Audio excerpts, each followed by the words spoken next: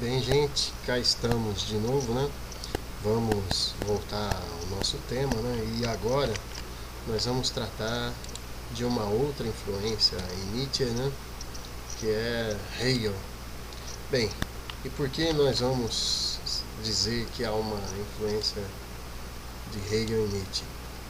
Ao longo desta obra, e nos próximos momentos desse vídeo, vocês verão que existem duas visões totalmente antagônicas relativas ao mundo. Uma, vocês verão, é o impulso apolíneo e a outra, o impulso dionisíaco.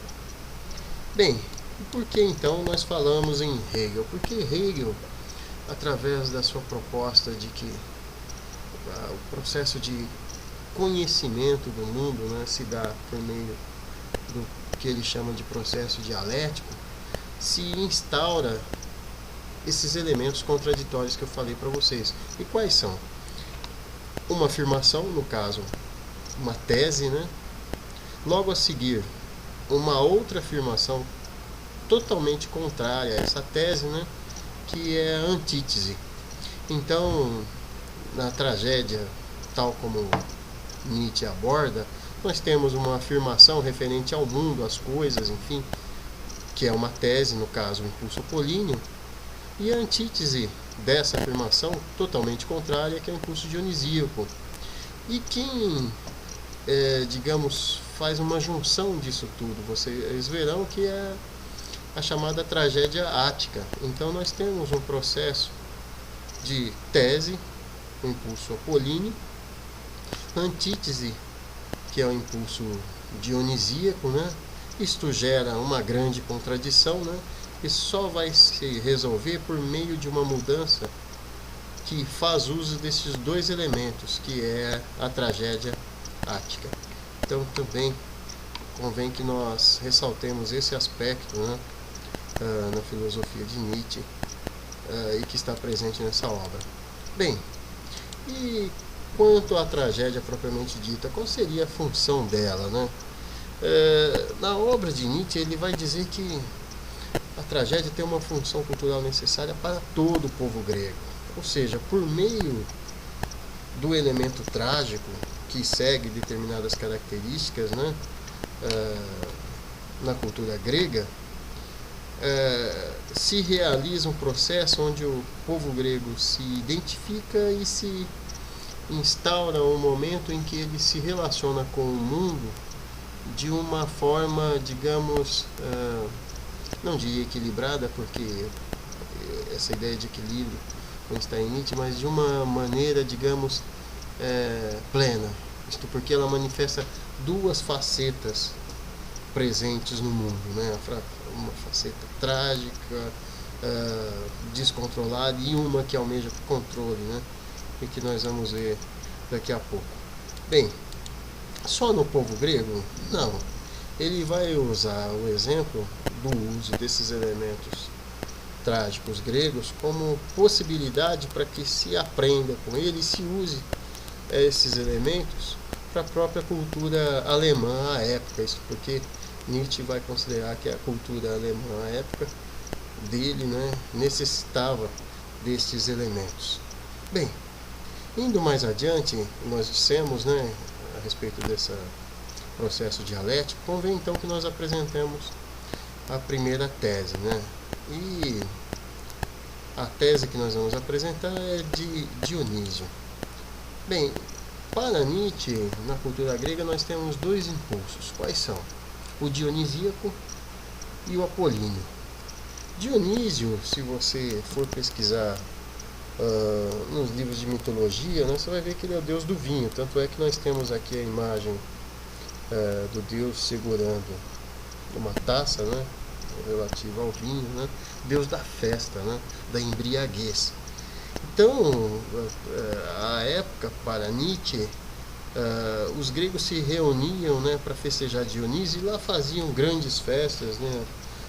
Isso inclusive está registrado historicamente, né, as dionisíacas, onde as pessoas se entregavam àquilo que há de mais animalesco, né, no sentido de instinto que se manifesta nela, né?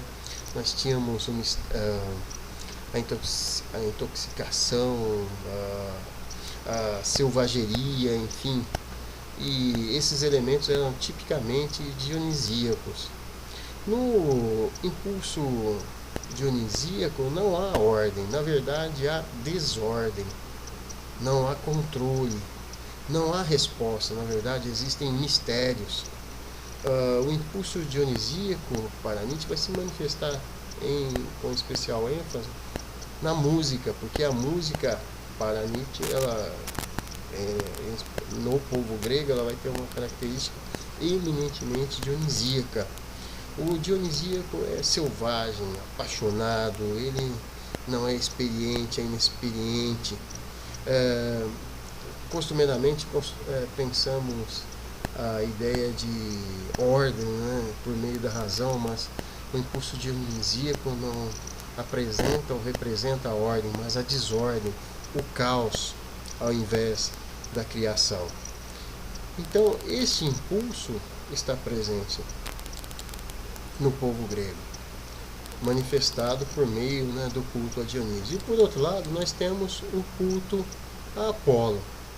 E esse é, como nós dissemos, uma antítese, porque enquanto o dionisíaco, como vimos, é aquela frenesi de instintual que como que nos aproxima do fim de tudo e do descontrole, enfim, Apolo segue caminho inverso, né? O Deus Sol.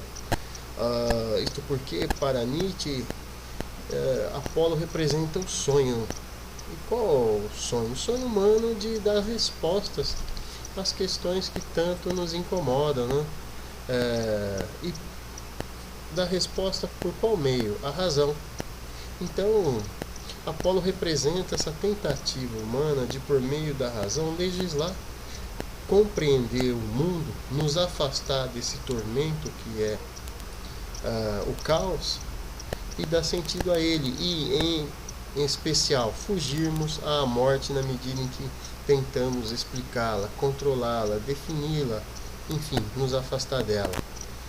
E consequentemente esse impulso, se no dionisíaco nós temos o descontrole, esse nós temos a harmonia, o controle nos mínimos detalhes, né? Vejamos essa estátua aqui, vocês vão ver que olha o rosto tranquilo, pensativo, não se manifesta emoção, o corpo todo perfeito, enfim. No impulso dionisíaco nós temos a ordem, a busca da expressão criativa mediante o equilíbrio, enfim. E em qual obra ele vai se manifestar? Nas artes plásticas. Bem, por que nas artes plásticas? Porque nessas artes perdoe, está presente essa tentativa de controle. Vocês lembram, por exemplo, a referência ao Discóbulo de Miron, naquele vídeo sobre a arte grega? O Discóbulo, o que é? Uma tentativa de se manifestar o atleta, né, que vai jogar o disco, mas embora ele faça força, as manifestações físicas não demonstram essa força, não há tensão, há controle, na verdade. Tanto é que, como nós mostramos, a fisionomia do Discóbulo é de absoluta impassividade, né? Bem, vamos lá. Agora vamos avançar um pouquinho mais e vamos falar do equilíbrio. O equilíbrio presente aonde? Na tragédia ática. Veja só esse pequeno texto que eu convido vocês a lerem.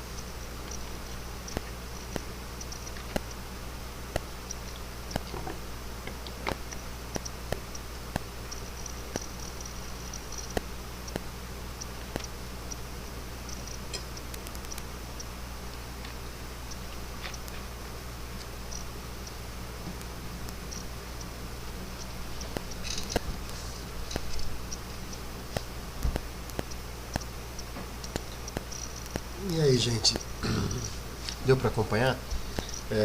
Perdoem, foi uma estratégia, né? Como vocês perceberam, a minha garganta não deu conta. E por outro lado, esse software, né? Ele não tem muitos recursos, ele não permite que nós paremos. E como esta já não é a primeira tentativa, eu acabei usando dessa estratégia. Mas vamos lá. Então veja só. A tragédia ática, ela faz a junção desses dois impulsos, né? A união, né? Entre o impulso dionisíaco e apolíneo. Isto porque ela manifesta tentativa humana de retirar o medo do homem para com o incerto e para com o caos por meio do impulso apolíneo, mas no final de toda boa tragédia ática, segundo Nietzsche, há a manifestação do dionisíaco, ou seja, tentamos vencer a morte por meio da razão, mas no final o que sabemos é que é a tragicidade da vida, ou seja, a morte vai se nos apresentar desta ou daquela forma. Então este é o elemento que caracteriza, né, a tragédia ática. Bem, Apolo, para vocês terem uma ideia, é o deus do oráculo de Delfos, porque ele dá respostas, ele interpreta os sonhos. Por meio dos sonhos nós temos a esperança do controle. Uma metáfora muito bonita que o Nietzsche faz uso é de um barco, né, no mar. O barco, temos a esperança de que aquele barquinho construído pelo homem, né, seja o mundo, mas na verdade não é o mundo. O mundo é aquele mar imenso, totalmente descontrolado, abrigado por forças que estão além do controle humano, né? Enfim. Mas Apolo tenta fazer exatamente o contrário, provocar em nós o autocontrole, manifestado, por exemplo, em Prometeu, não conheça-te a ti mesmo, no Édipo, né? Naquela ideia do equilíbrio, não exagerarmos, enfim. De certo modo, o que eles tentam fazer? Fazer com que, por meio de todos esses processos, nós enfrentemos a ameaça titânica e bárbara da morte. Logo, o impulso apolíneo busca enfrentar por meio da razão essa manifestação. Bem, e quanto ao impulso dionisíaco, ele vai seguir caminho diverso, né? E agora convém que nós apresentemos algumas questões. Então, nas artes plásticas há a tentativa desse controle, né? O espírito apolíneo, né, ele encarna o que? O princípio individuationis, que nós comentamos com vocês. A esperança de que o homem, por meio do autocontrole, a construção do eu, ele consiga dar face, né, e segurança a esse processo que nós sabemos que nos vai levar à morte, né? Só que é um ledo engano, né? Tal como Schopenhauer coloca, né, no mundo como vontade de representação, a ideia de que nós possamos por meio do eu vencer a morte é uma espécie de redenção na ilusão.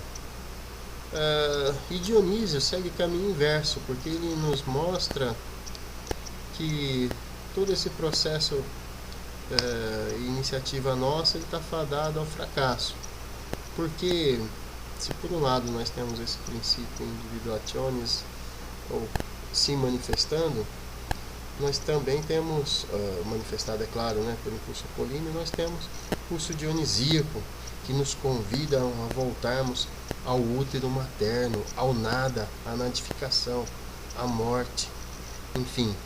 E a música representaria esse momento. E o que a tragédia ática faz? A tragédia ática tenta juntar essas duas coisas. Criar uma relação que permita a nós vivenciar esses dois momentos, né? Com isso, nós temos a referência à ilusão, à beleza, enfim. E no impulso dionisíaco, a música, ela como que nos retira desse princípio de individuação, porque ela aniquila a nossa individualidade.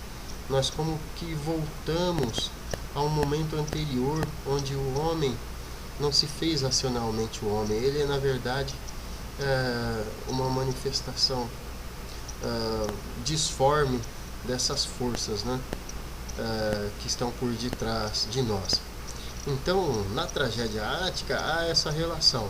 A tentativa de Apolo, por meio de suas artes, enfim, de dar controle e segurança ao homem, e o impulso dionisíaco, que nos impele a uma outra faceta, que é aquela faceta de desconstrução do homem, e consequentemente nos levaria ao nada, à morte. Bem, com isso nós terminamos esse momento. Obrigado, até o próximo.